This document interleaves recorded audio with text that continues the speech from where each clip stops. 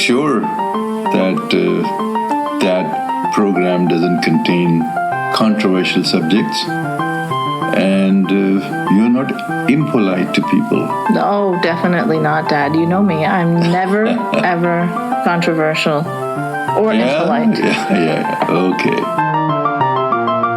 Welcome to Conversations with your lovable, never pisses anyone off, never been banned from Facebook or YouTube, never been sabotaged or censored for politely expressing a difference of opinion. Ex-Muslim host Aina, keeping it non-controversial.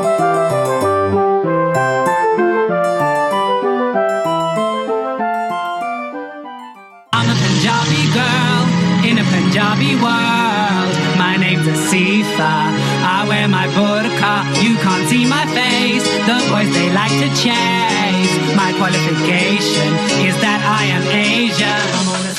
So, welcome to episode 29. Today I've got Muslim drag queen Asifa Lahore here with me. You may know her from the awesome documentary Muslim Drag Queens. Hi Asifa, how are you?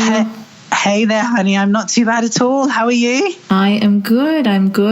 You are, I'm such a fan of yours. You're really such an inspiration because I feel like you're really bringing change to the Muslim community globally. You're making something visible in such an awesome way that, kudos. Well, thank you very much. I mean, wow. I mean, you inspire me on so many levels. So actually you saying that actually is a pretty big thing for me, I have to say, because I think sometimes like when you're at the heart of what you're trying to do, you don't really see the change happening sometimes. And I mean, I don't know about you, but I sometimes get very frustrated about whether change is happening or not. So to actually hear what you've just said has actually just made my day. So thank you so much. Oh, well, talking to you has made my day. So thank you. But I'm sure it didn't come without its challenges, right? Like doing what you're doing is full of roadblocks on every step of the way. So can you tell me about how you got started in drag and... Sure. So I kind of, as a teenager, I went to the Brit School of Performing Arts, which is sort of like London's, well, actually, I should say the UK's like biggest and free performing arts drama school. It's based in like South London. And, all throughout my sort of childhood, I always wanted to do something to do with performing.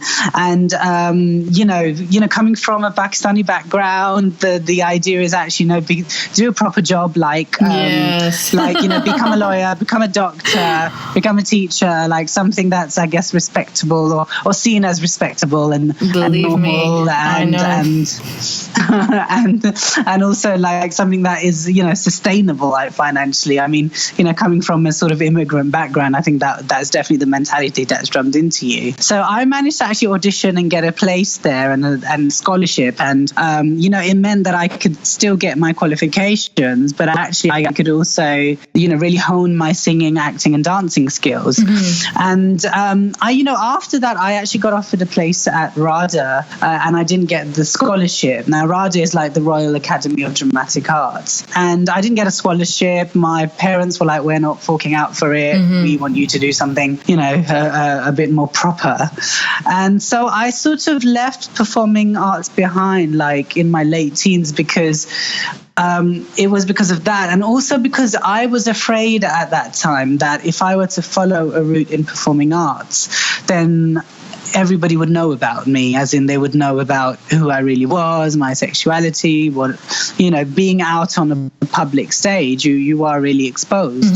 So I really left it behind. And it's only, I guess, I went on to university and stuff and I graduated, and I think there was a process where I actually began coming out to my parents and to my own sort of immediate family. And, once I'd sort of dealt with those issues of coming out, I think I've started performing about 6 years ago.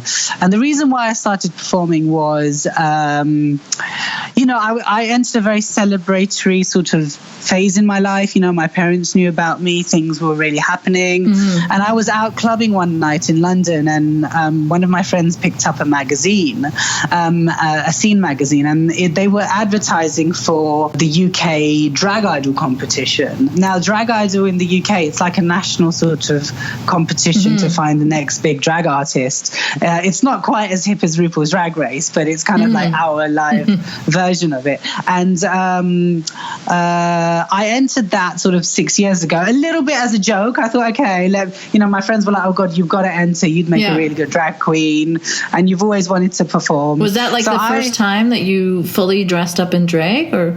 It was. I mean, I had cross-dressed a bit here and there, like in my childhood. Like, I remember sort of sneaking into my mum's wardrobe and trying on a sari and putting on a bit of lipstick here and there. But that was just mostly for my own amusement, or sometimes my aunties would just dress me up to like dance at the weddings in Pakistan every time we went. So people sort of recognized my talents, but I think they just saw it as just a performance thing.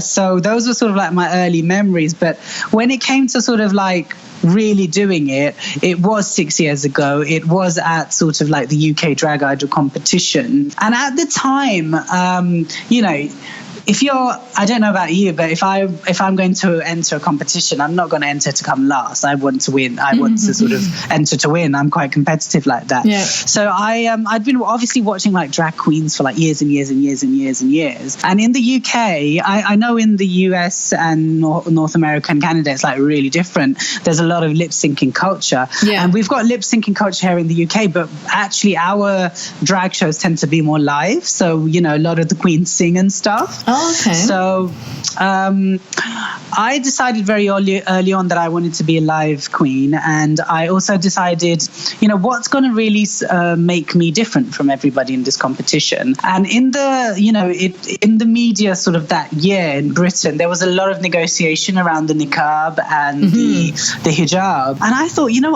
I've watched so many parodies, on-stage parodies of drag queens, doing sister act parodies and so many like all sorts of things. So I thought, I wonder what would happen if I went on wearing a Union Jack burqa and stripped that off to reveal a sari, which I decided to later strip off in the show to have a little mini skirt. And it's kind of like these I kind of made the character at the time of Asifa Lahore, who was the British Muslim drag queen, who embodied everything there was about being British and Muslim.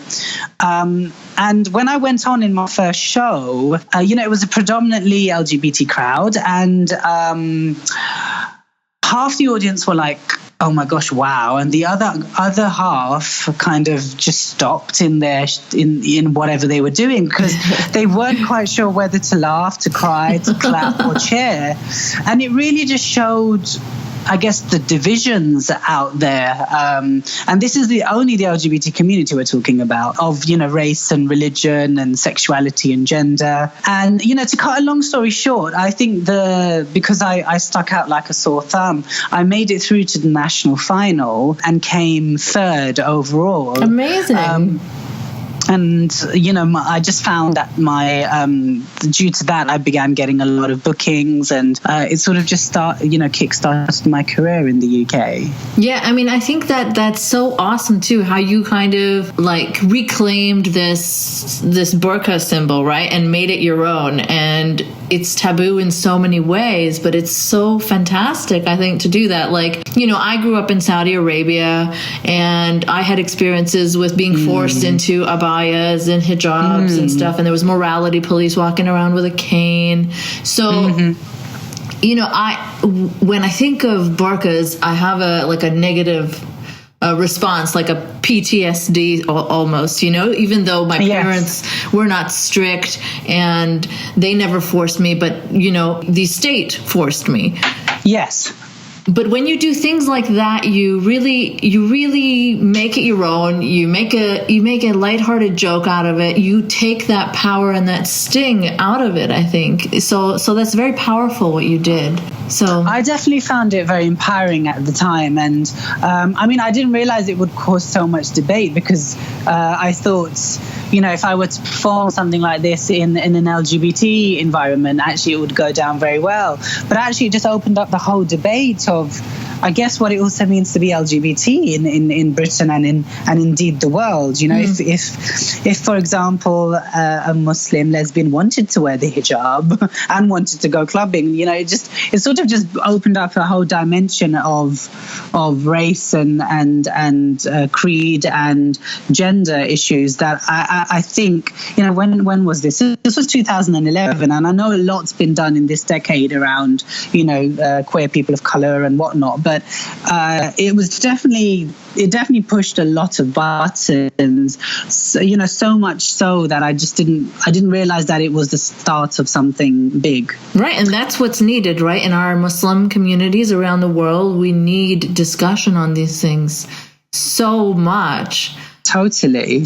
I agree with you totally on that. And I guess the way I find it comfortable talking about these things is actually using comedy and is actually using performance as a piece of art to sort of discuss issues, not just sexuality or gender-based, but so many other things, I think, within our community. Just the whole idea of, if there is an issue, let's sort it out within the family or within a small sort of cluster of people. Let's not take it further or, seek help or ask for support outside of it. Yeah, it's very hush-hush. Don't bring shame upon us. Don't air our dirty laundry sort of thing.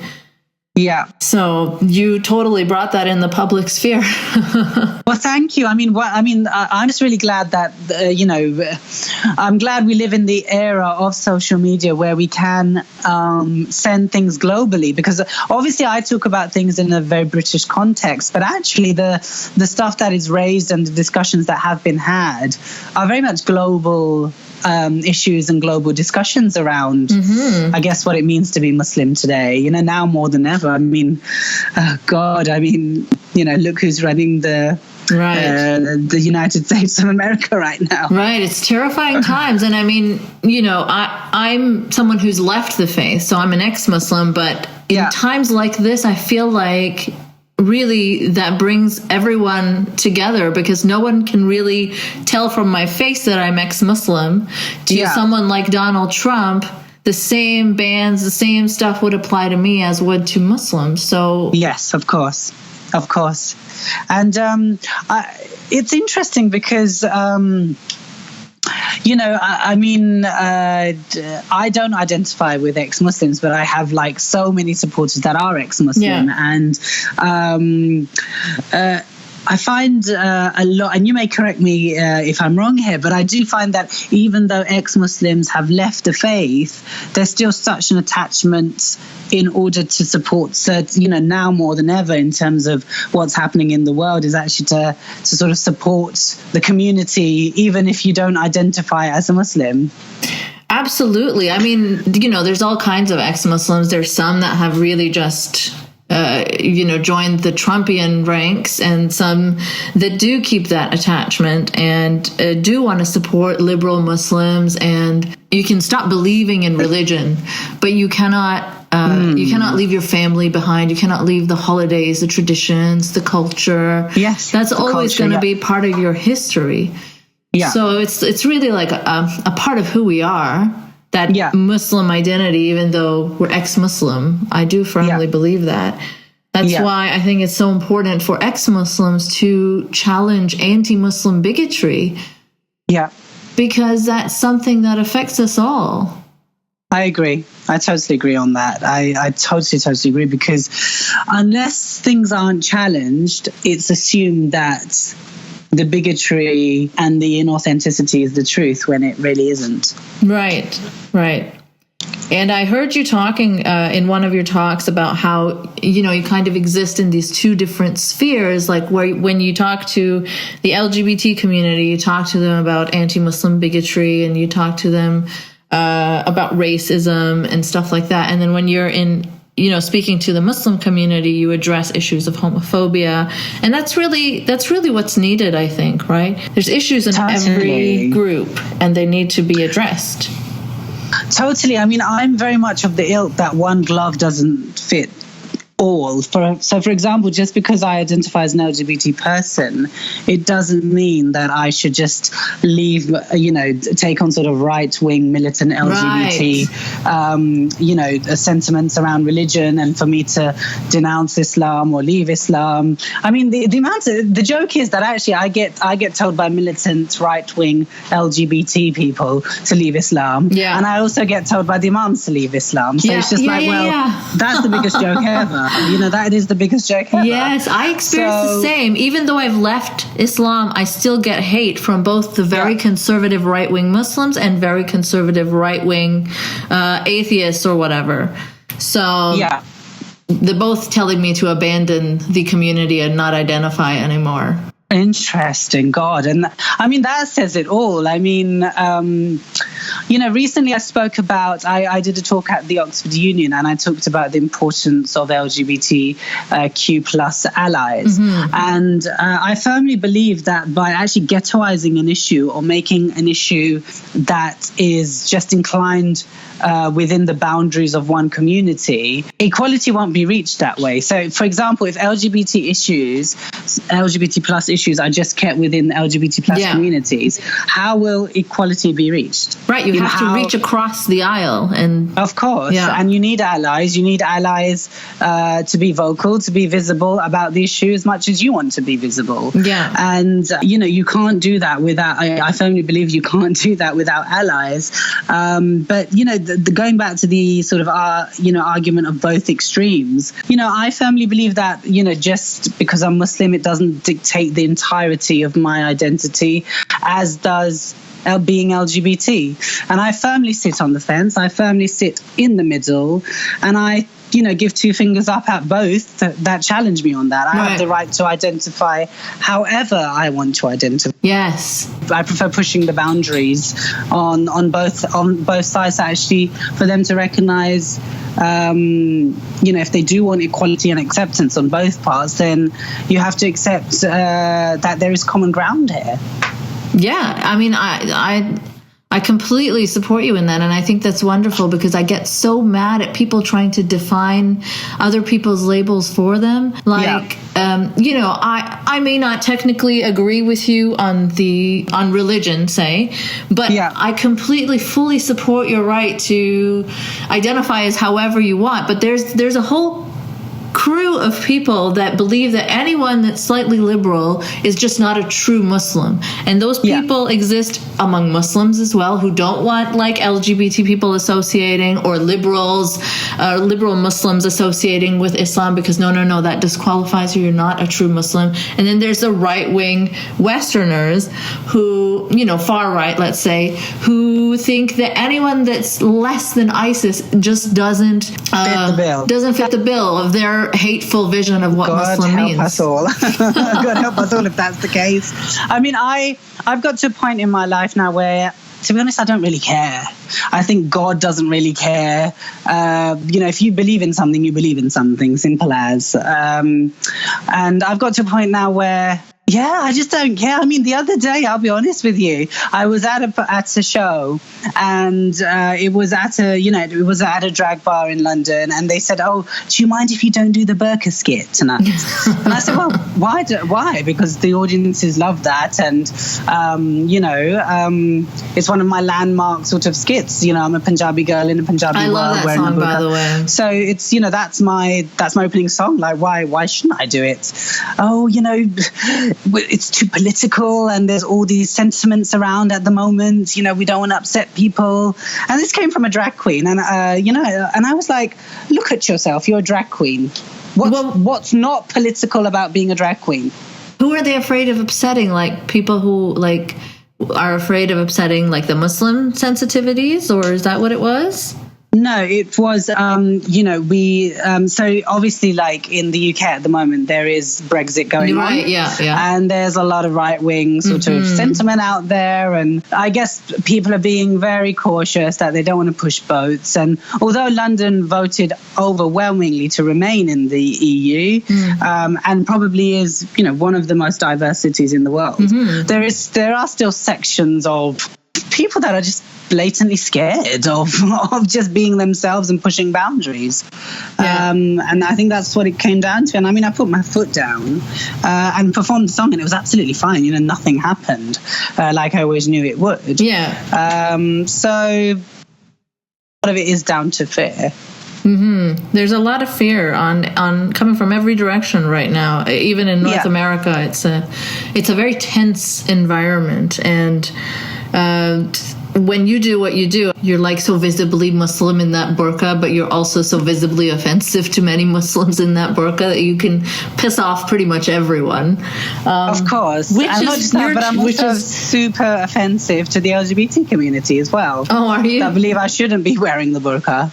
Because, there's a lot of anti-faith sentiment in the LGBT community, especially in the right-wing department. Oh, right. I mean, I'm not a fan of religion, but I can see that that's a prop. You're not exactly going to pull out a Quran and start preaching modesty to people on stage. So of course. I don't see the objection. But I mean, even there's a large majority of LGBT people that wouldn't agree me calling myself a Muslim drag queen because they believe that I should choose one over the other. Yeah. Just like so you said earlier. You can't really win either way. I mean, I don't see how. I wanted to talk to you a bit about how you kind of consolidate those two identities.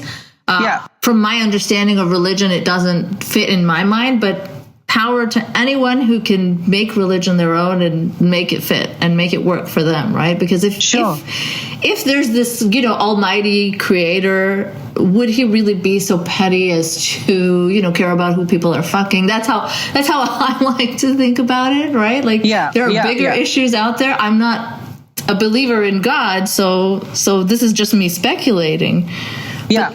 But it seems to be a very minor issue that very religious people get hung up on other people's sex lives and stuff. So,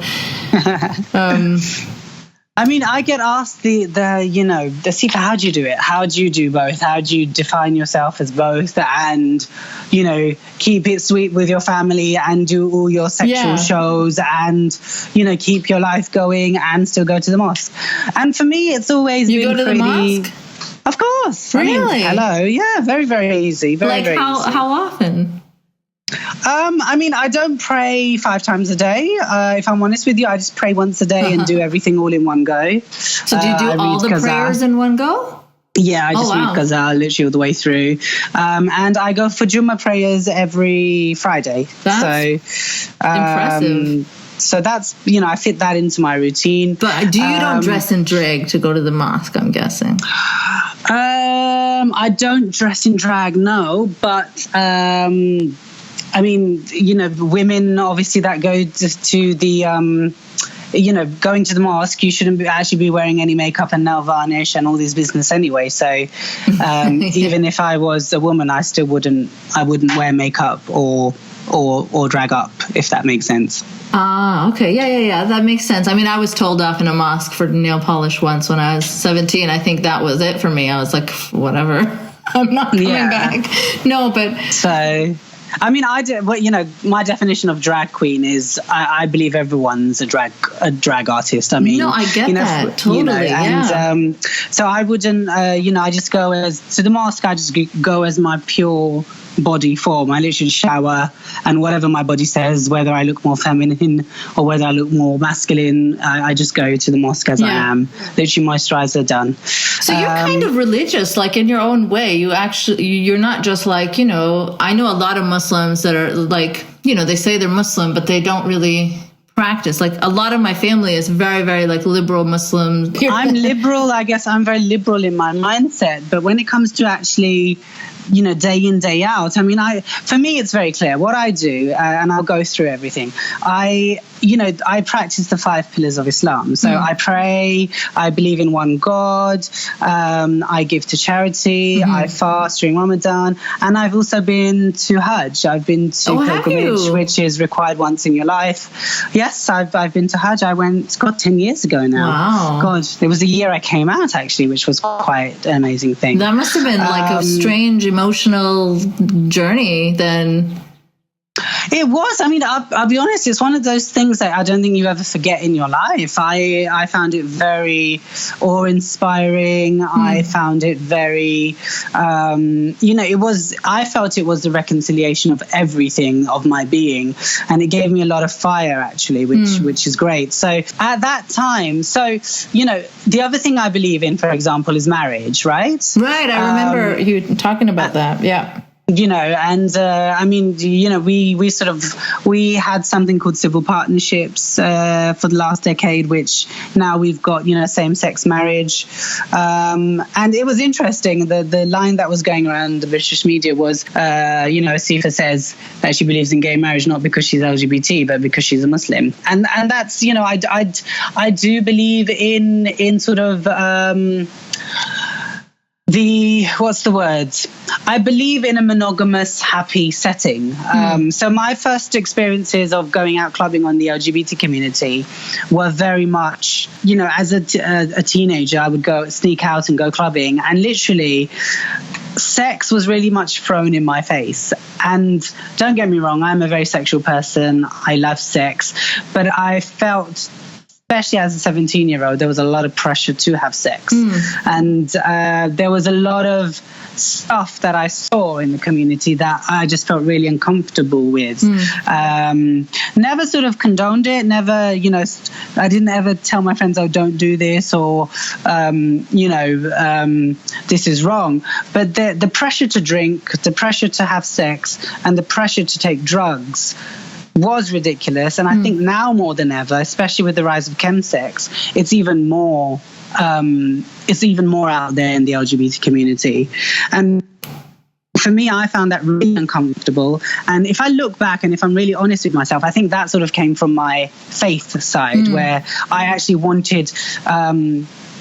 I actually believe in monogamy and staying with one person rather than, being polygamous. But you dated before you were in a monogamous relationship, right? Or? Oh, yes. I mean, I dated without a doubt. But, as a 17-year-old, the looks I have now, I didn't have in my teens, shall we say. I wasn't very attractive. I probably didn't package myself well. I didn't get a lot of attention. And, the guys I wanted attention from didn't really go for me. So I didn't have a lot of sex, if I'm honest with you, at that point. Very early on, so in my early 20s, when I was at university, I met my future husband, basically. I met my future husband at university. Oh, so did I. I met mine at university. Really? Yeah. Oh, God, I love university for that reason.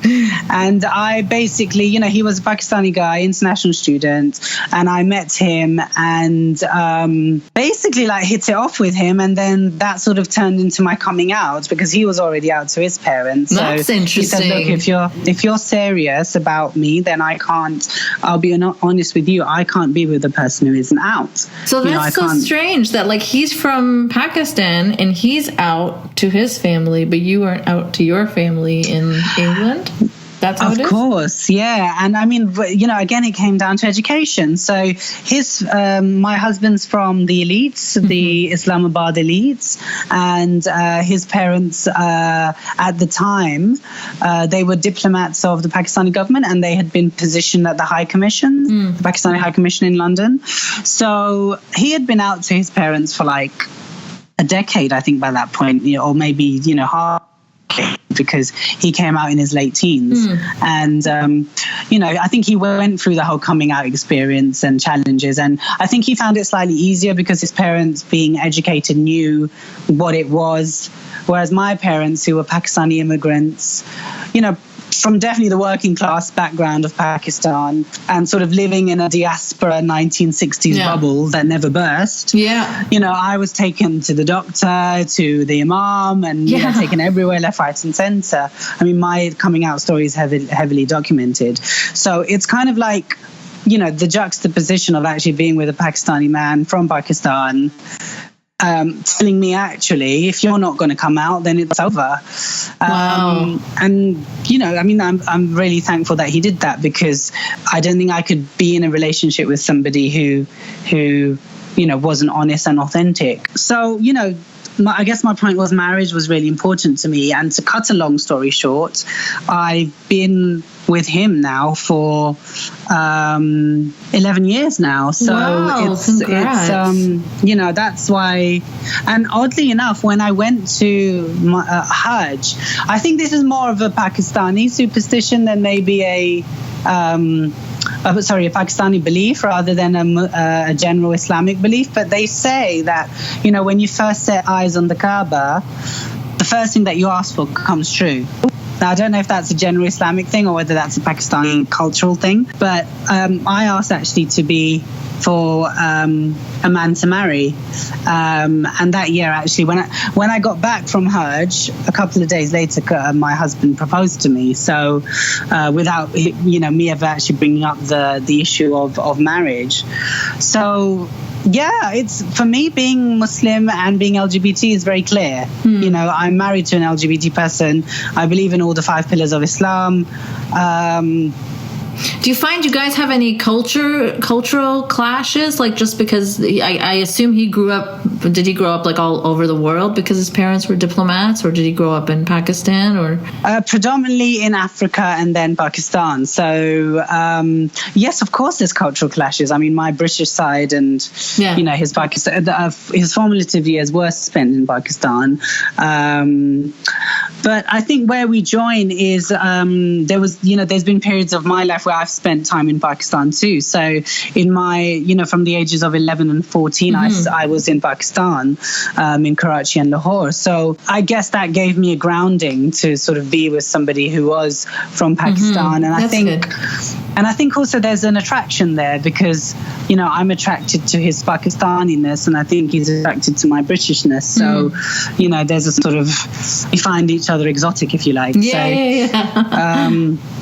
So that's sort of where I sit with my faith and my, you know, gender and sexuality, really. Is, for me, it's very crystal clear.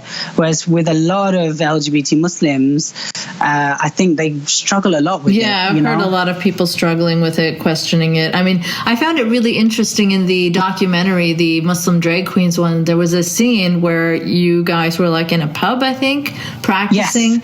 And one of the people wanted to pray just over there, and you had an objection because you found it like offensive to pray around alcohol, right? And I found that really interesting, because earlier you're talking about how, you know, your faith is yours to practice how you please, so you can, you know, do drag and you're comfortable being gay and Muslim, but then there's certain rules that you're pretty particular about.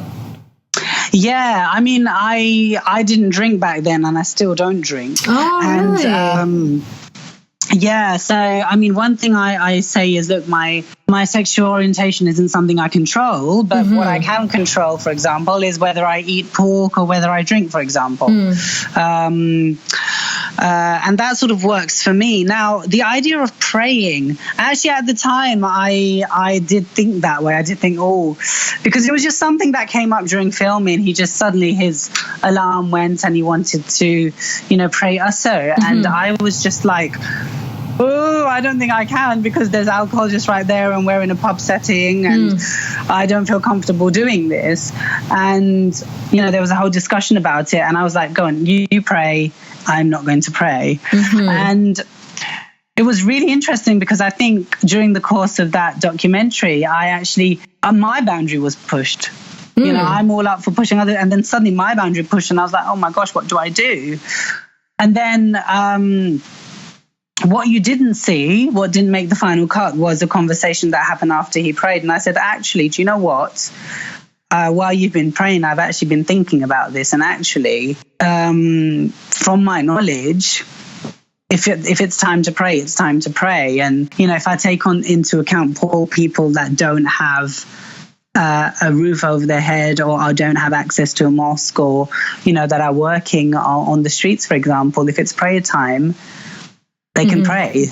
And actually, if you, if we are in a pub or whatever and it's prayer time and you want to pray, you should be allowed to pray. So, I've obviously changed my opinion since that moment. That's really cool. But I mean, I was asked whether I wanted to keep that scene in before broadcast, and actually I wanted that scene kept in because I've always been about authenticity, and I've never ever claimed to have the right answers. I've always said, look, this works for me, this might not work for everybody. It's everybody has to find their own path with this. We haven't been given a script around this. So I wanted people to see my vulnerability. I wanted people to really see that I'm not a sort of savior that knows everything there is, because there hasn't been any precursor to this discussion anywhere out in the open.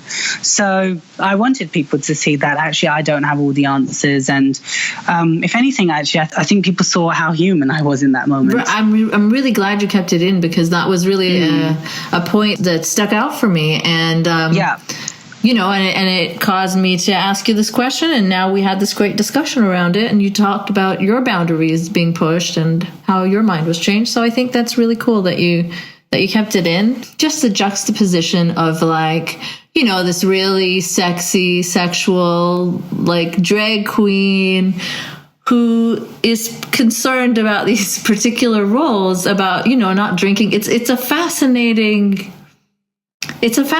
story. You're very interesting. Yes, I know. I am a contradiction. I'm a walking, talking contradiction, who just basically lives in the moment and lives with a very wicked spirit, basically. So, I am your everyday Muslim. I pick and choose. I pick and choose what works for me. Bingo. That's so true. And I'm very honest about it. I don't, I don't pick and choose and then say no. In the background, I do one thing and say no in public. I'm actually very honest about don't you think it's funny that people often expect this orthodox adherence from Muslims, but yet there are so many modern day Christians that completely pick and choose, and people just don't expect that kind of adherence from them.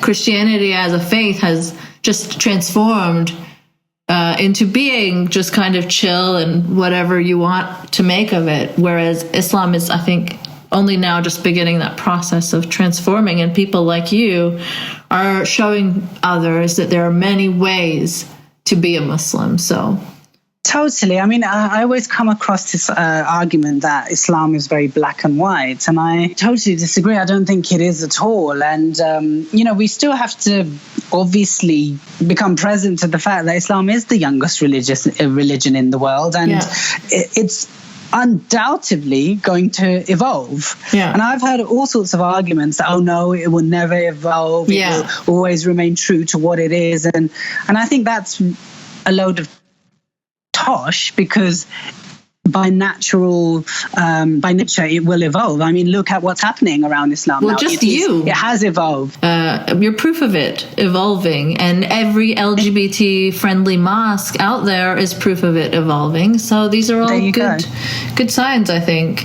Yes, I totally agree. I mean,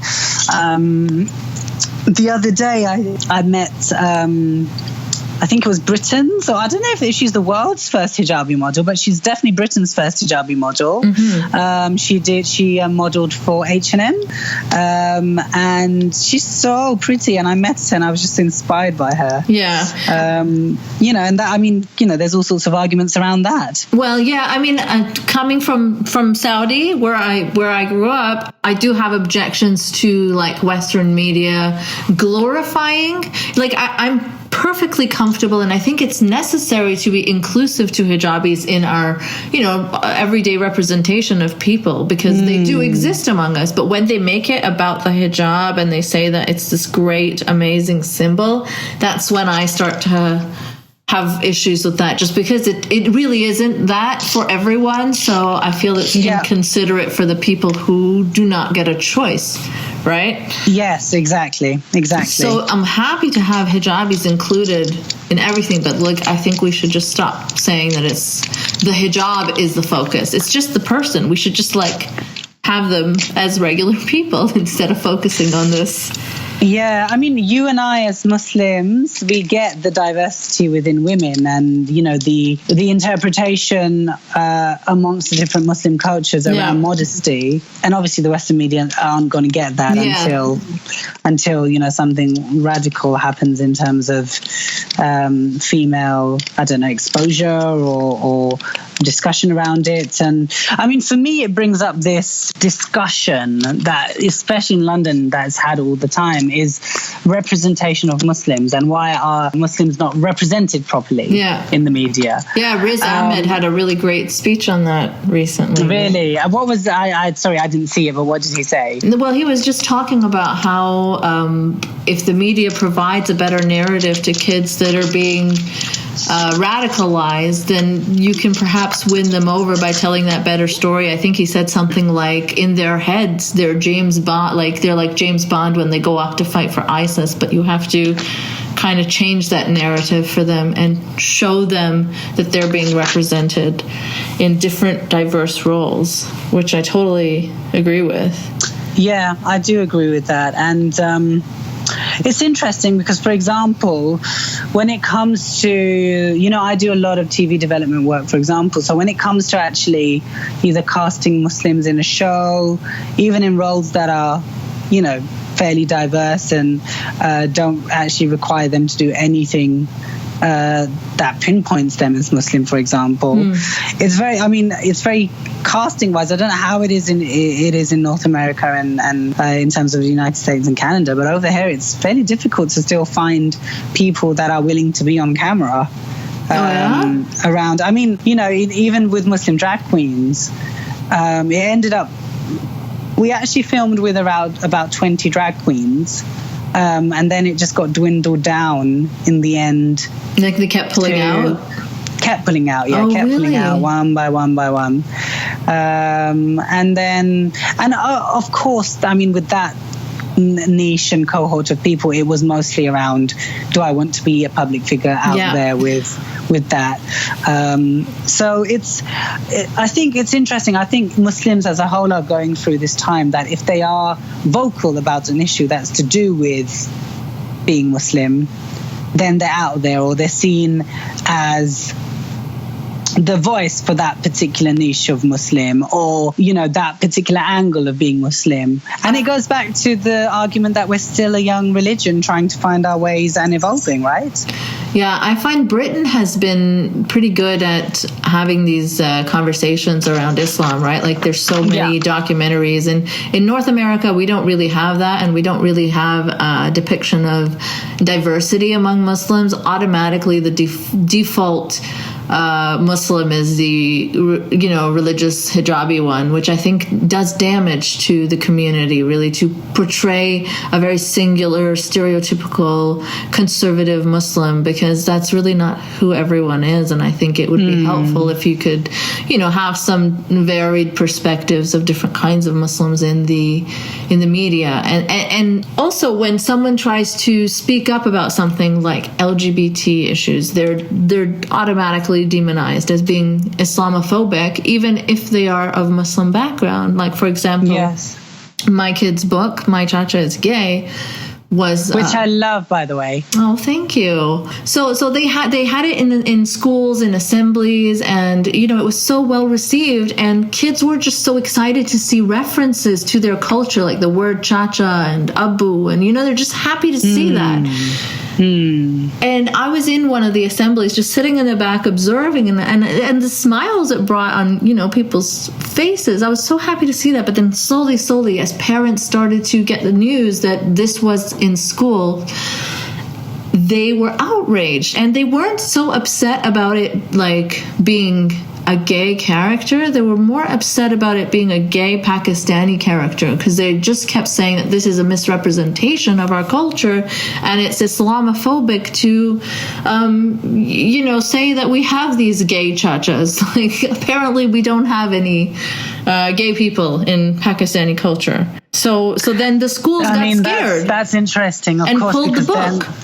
That's such a shame, because then it's obviously down to LGBT Pakistanis to actually speak up, right, and go, actually, this book does represent us, or there is truth in this, or a community exists. Many people did, though, but you know whose voices are louder, right? There's much more of non-LGBT Pakistanis that are like offended by this perspective or this aspect of diversity.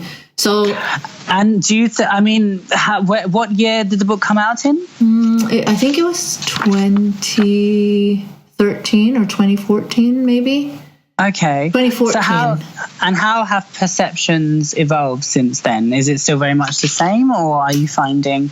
Unfortunately, I was so stigmatized in front of the school, like all the parents complaining about me, that I've been deemed this horrible Islamophobe, bigot, anti-Muslim. And it's funny because I get shit from the atheist community. Many people dislike me because I'm like this big softy Islam apologist who just loves religion. So they can't make up their minds, right? These two camps that attack me. So I kind of understand that place that you find yourself in. I'm hated by both ends of that. So once that stamp is on me that I'm this horrible Islamophobe, nobody wants anything to do with my work anymore. So interesting. I mean, it's good. I mean, it's interesting because I've never actually been called an Islamophobe before. Oh yeah. Or a transphobe or a homophobe. I would expect that your act, wearing the burqa, I'd expect that would get a lot of Islamophobia accusations. And interesting. And I've heard, I've never actually been called a Islamophobic before, which is interesting. Funny. I'm surprised you have. Yeah, I mean, I was just talking to a hijabi woman on my podcast just last week, and she was telling me that she's called an Islamophobe. Why? For whatever. If she says that she's very liberal, she's very open-minded, and I guess she agrees with some criticisms. She's not completely dogmatic. So I guess that's Islamophobic to some people. It's interesting because, so for example, if I were to get the Islamophobe tag, then in a way that's sort of alienating a huge section of the Islamic community. For example, those that I identify as LGBT plus and Muslim, for example. Yeah. So how far are people within the community going to be ostracized until people realize how stupid this argument is? Because it goes back to Islam not being homogenous. We're not an entirely homogenous community or faith. Right, but I mean, try convincing real conservative Muslims of that, right? Like, it's their way or the highway. And, in reality, especially on the ground, most people aren't conservative. They'll say they are, but they'll say they are in public and maybe show that they are in public. In reality, they're not at all. Well, it's kind of hard to, I guess, adhere to all the requirements and be that true conservative. That's why you have people that say they are, but they can't fully satisfy that. Yeah, I mean, I used to think that was, you could not, live to such conservative extent in the West. But actually, if you went to Pakistan, I don't think you can live to such conservative extent either. Actually, I find that in Pakistan, I went to school there just for a couple of years, and I was surprised at how non-conservative people were there, right? I mean, I went to a very liberal school. But I mean, I think Pakistani culture is very liberal. In some realms, definitely, but it's also very, like, did you see there's this hashtag going around on Twitter, hang Ayaz Nizami? He's like some blogger, they want him hanged for blasphemy. And the kinds of, it's just, Like in some ways, social media allows people to have a voice, right? So right. Every troll gets a voice, but in some ways, there's some weird juxtapositions to Pakistani culture, right? Yes. Like, the trans community there is pretty accepted socially. They come to weddings, like the hijra community. They'll perform. Yeah. But then at the same time, they will not be integrated into regular society. They cannot get jobs. Well, now that's changing a bit, but it's strange. And also, like, just like same-sex affection is so acceptable there. That was something that I found rather odd when I moved, right? Once I was there with my husband, and we as a straight couple could not hold hands in the market. Like, I almost got run over by a woman who was so mad, screaming whore at me, like, as she tried to drive through us holding hands. Like... But every other pair of guys was holding hands. They can grab each other's asses. It's fine. Nobody bats an eyelid. Yeah. So it's strange how these little things exist there. Totally. And it's interesting because I was thinking what would happen if a woman grabs another woman's boobs or ass in public in Pakistan. Yeah, I definitely think it's a male-led sort of dominance there, definitely. without a doubt. Yeah, I don't think that would be... without a doubt at all.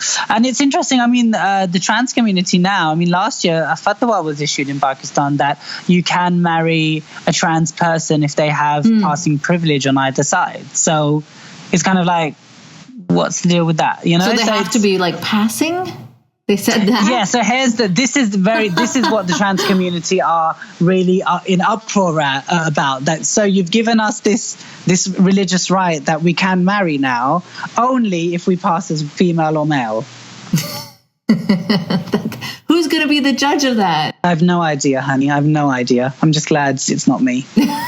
That's so strange. There are some very strange fatwas out there. There's one against women purchasing bananas and zucchinis or spending time around bananas and zucchinis as well. Really? Yeah, there's some really strange, obscure fatwa about that. Like, because they're like sexually phallic shaped objects, women can get tempted by their shape. I don't know. Oh, okay. Not the other way around then. No, guys can touch all the bananas they want. And get tempted. Oh, God. It says it all, really, doesn't it? Yep, it really does. Yeah, the other thing that was really sweet on the end of Muslim Drag Queens, when your mom showed up, it was so emotional. Like, I was, like, all teary-eyed. It was really, really sweet. Did you guys have, like, a good relationship, you and your parents? I do, yes. I mean, and this is what I think people find very, hard to believe that... yes, I identify as both LGBT and Muslim, and I've managed to keep things very sweet with my parents as well. I mean, ultimately, my parents do support me. I mean, I think the documentary actually showed a reality that, on my female sides, it's fairly easy with all my aunties and my mums and my sisters. And on the male side, I think my dad still finds it challenging. But again, just like what happened in the documentary, he hasn't chucked me out in any way. I'm still very much in contact with him. He does find it challenging, but at the same time, he does not want me to be in his life, Well, that's great. I mean, I think that your story can inspire so many other parents, right, that might be thinking of throwing their kids out or whatever.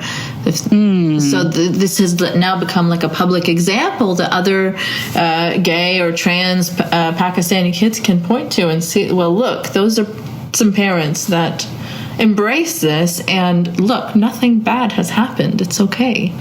Exactly. And I think for me, people go on about me, but if I'm honest, I think the real hero of that documentary was my mum. My mum is my heroine, she's my hero, and she always has been in my life. And it was a very big thing, I think, for her to take part in the documentary and be so public about supporting me. And did they get any backlash from that?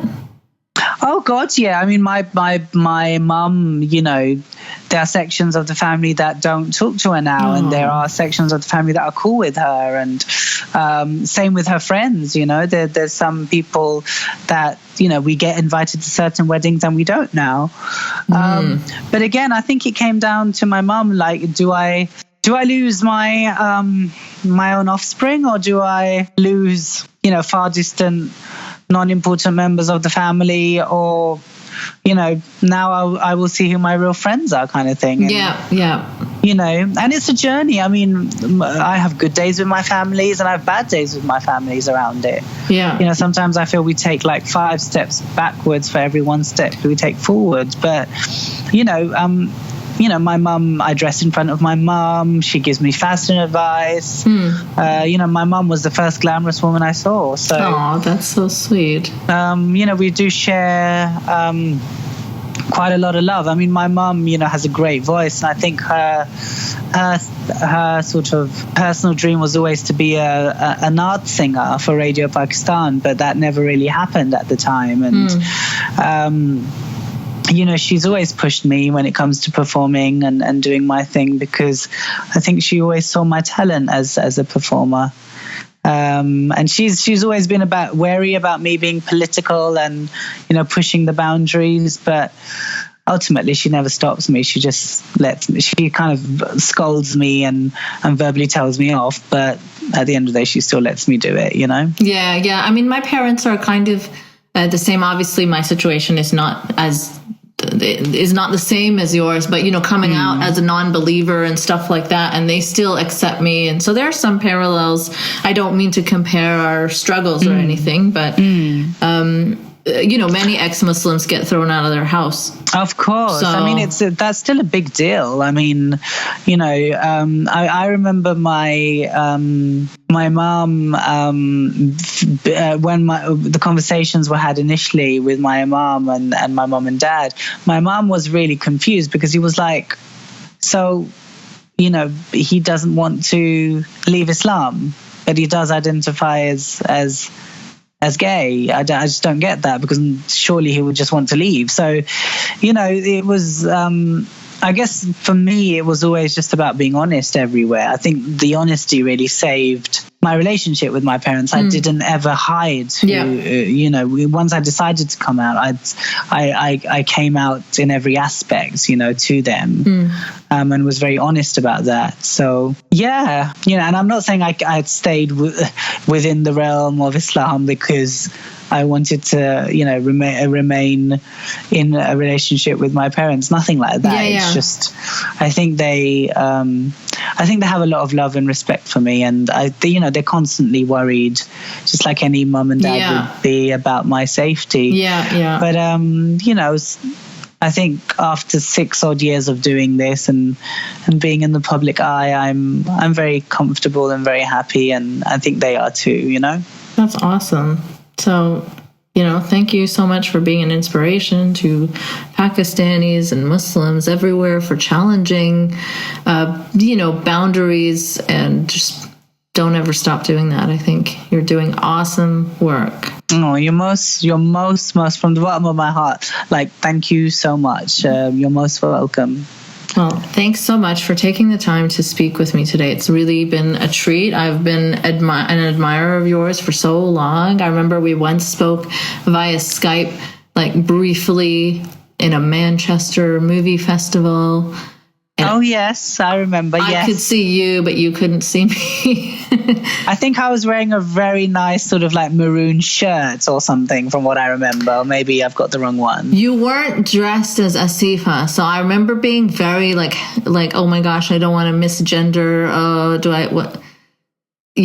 like, I don't want to offend anyone. So yeah. You've also talked about being like gender fluid, as you call it, like. Yes. So I identify as both sort of male and female. I am sort of very comfortable with both my masculine and feminine identities, and I'm very easy actually about being called whatever. When it comes to pronouns, use whatever you feel comfortable with, because the way I say to people is, look, I'm really comfortable with who I am. and it's obviously an issue with you. Yeah. So why don't you use something? Why don't you use the pronoun that you feel comfortable calling me? Because then you can deal with it. I mean, I would just go by visual cues, right? So, but I know you as Asifa, and you were dressed as Asif. So that's when I was like, oh no, what do I call her? What, you know? So yeah. And what did you go with at the time? I actually can't remember. I think I went with him. Okay. But then I was like, oh no, I don't know if I did the right thing. So I don't know. Oh God!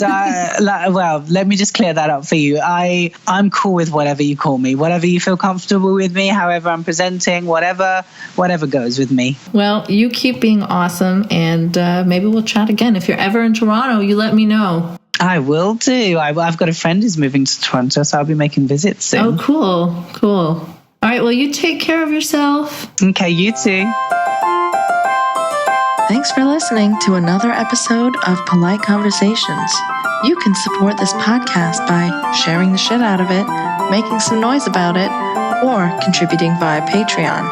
Patreon.com/nice mangoes. No E in mangoes. Also, you can follow me on Twitter @nice mangoes.